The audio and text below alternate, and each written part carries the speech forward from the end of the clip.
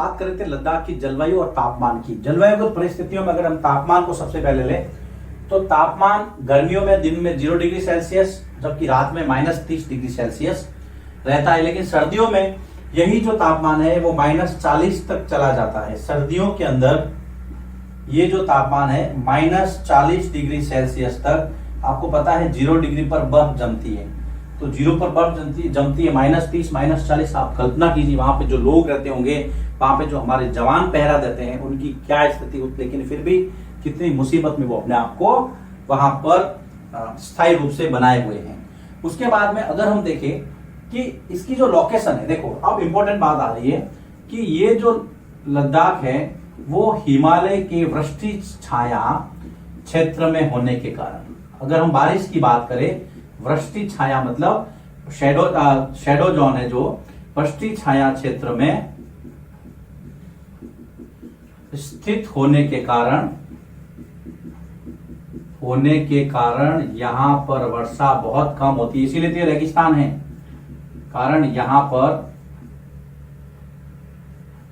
वर्षा बहुत कम होती है। 10 वर्षा की अगर बात करें तो 10 सेंटीमीटर प्रति वर्ष, 10 सेंटीमीटर बहुत कम वर्षा है, रेगिस्तान की विशेषता है ये। तो अब आपके मन में प्रश्न आ रहा होगा, सर ये वृष्टि छाया क्षेत्र क्या है? शेडो जोन बोलते हैं इसको। वृष्टि छाया क्षेत्र क्या है? देखिए, मान लीजिए यहां से बादल आए, तो बादल क्या यहां से आते आते सीधे हिमालय के सारे सारे सारे सारे आगे बढ़ जाते हैं, तो ये वाला जो क्षेत्र है ना, ये वाला, यहां पे बारिश नहीं होती। देखिए ये पर्वत है, ये पर्वतमाला है, बादल यहां से आए, यहां से, और बादल इसके सारे सारे सारे सारे आगे बढ़ गए, इस क्षेत्र में वर्षा होती है, लेकिन इस क्षेत्र के अंदर जो है वो सूखा रह जाता है। तो ये वाला जो क्षेत्र है ना, ये क्षेत्र कहलाता है वृष्टि छाया क्षेत्र। वृष्टि छाया क्षेत्र में जैसे कि अरावली पर्वतमाला है राजस्थान के, राजस्थान में अरावली पर्वतमाला और पश्चिमी राजस्थान जो है वो उसके वृष्टि छाया में स्थित है। मान लीजिए ये राजस्थान का मैप अगर मैं आपको समझने के लिए, तो अरावली की जो लोकेशन है ना वो ऐसी है। अब बादल आते हैं यहाँ से, इस सारे बादल आगे बढ़ जाते हैं, तो ये जो क्षेत्र है वो सूखा रह जाता है, जिसको कहा है वृष्टि छाया क्षेत्र। तो ये भी हिमालय के वृष्टि छाया क्षेत्र में स्थित है, इसलिए यहाँ पर बारिश न के बराबर होती है, 10 सेंटीमीटर प्रति वर्ष। यहाँ पर बर्फीली हवाओं और तेज सूर्यता का हम एक साथ अनुभव कर सकते हैं। लद्दाख में हम बर्फीली हवाओं तथा तेज सूर्यताप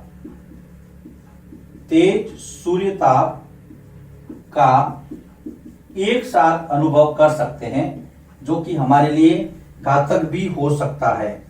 अनुभव कर सकते हैं यदि आप ऐसे बैठे हो कि आपका आधा शरीर छाया में, आधा शरीर धूप में है, तो आप एक साथ दोनों तरह से मतलब बीमार पड़ने वाली स्थिति में आ सकते हैं। आप उष्णघात और तुषार उपघात से आप पीड़ित हो सकते हैं यदि एक ही समय में आप धूप और छांव में बैठे हैं।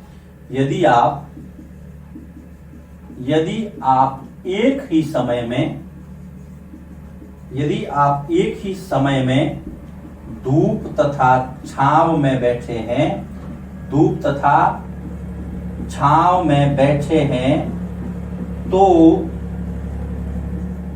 तो आप तुषार उपघात मतलब कि जो ठंडी से होने वाला जो आपको साइड इफेक्ट है शरीर को, और ऊष्माघात जो गर्मी से होने वाला है, तो ऊष्माघात तथा तुषार उपघात से ग्रसित हो सकते हैं। ये चूंकि सर्दी और गर्मी दोनों एक साथ शरीर को मिलती है, तो तापमान का जो बैलेंस है वो गड़बड़ा जाता है। आप ध्यान में रखिए, अगर हम तापमान की बात करें तो गर्मियों में 0 डिग्री और दिन में 30 डिग्री, लेकिन सर्दियों में अगर बात करें तो सामान्य तापमान 40 डिग्री सेंटीग्रेड, वो भी -30 और -40। ये बात आप ध्यान में रखना। उसके बाद में लद्दाख के अंदर आप गर्मी और सर्दी का दोनों एक साथ अनुभव कर सकते हैं। यदि आप ऐसे बैठे हैं कि आपका शरीर, आधा शरीर गर्मी में मतलब ठंड में, आधा उसके अंदर सूर्य ताप में है, तो आप वहां पर बुरी तरह से प्रभावित हो सकते हैं। अब हम बात करते हैं वहां की वनस्पति और प्राणी जात की। वृष्टि छाया वाला मैंने आपको बता ही दिया, यहाँ पे वर्षा कम क्यों होती है, क्योंकि वृष्टि छाया क्षेत्र में स्थित है। अब हम बात करते हैं वनस्पति व प्राणी जात। लद्दाख की वनस्पति और प्राणी कैसे हैं, छोटी छोटी बातें हैं लेकिन बहुत अच्छे फैक्ट्स हैं। धीरे धीरे हम चर्चा करेंगे इसके ऊपर। एक तो अधिक शुष्कता के कारण सूखापन, तो अधिक शुष्कता के कारण वनस्पति यहां पर विरल है, कम वनस्पति। और आपको पता ही रेगिस्तान है, ठंडा रेगिस्तान, तो रेगिस्तान में वनस्पति जो है वो कम होती है। तो वनस्पति विरल है, मतलब थोड़ी यहाँ है, थोड़ी वहां है, थोड़ी वहां, ऐसे कम वनस्पति है। लेकिन यहाँ पर घाटी में शरपत और पॉपुलर के उपवन देखे जा सकते हैं। तो यहाँ पर शरपत अर्थात विलो और पॉपुलर के उपवन मतलब बगीचे जैसी जो यहाँ पर आपको नजर आ सकती है कि शरपत और विलो के जगह जगह पे आपको उपवन अर्थात बगीचे मिलेंगे। गर्मियों में यहाँ पर लोग सेब है, खुबानी है, अखरोट है, ये सारे उगाते हैं या यहाँ पर आपको देखने को। तो गर्मियों में सेब, खुबानी, अखरोट के पेड़ यहाँ पर या अखरोट की जो खेती है वो लोग करेंगे। तो गर्मियों में सेब, खुबानी और अखरोट वाले पेड़ जो हैं वो आपको नजर आएंगे। ये हम पढ़ रहे हैं लद्दाख की वनस्पति। लद्दाख की वनस्पति में हमने देखा कि चूंकि शुष्क क्षेत्र है, सूखा क्षेत्र है, तो यहाँ पर वनस्पति आपको बहुत कम मिलेगी। लेकिन कम वनस्पति में भी अगर आपको घाटी के अंदर शरबत और पॉपुलर के पेड़ नजर आएंगे। साथ ही अगर आप गर्मियों में देखेंगे तो सेब है, खुबानी है, अखरोट है, ये यहाँ पर आपको नजर आएंगे। अगर पक्षी वर्ग यहाँ का देखें तो पक्षी वर्ग में आपको खूब सारे अलग अलग नाम नजर आएंगे। अलग पक्षियों की प्रजातियां हैं, जैसे कि रॉबिन है, रेड स्टार्ट है, ये इनके नाम है।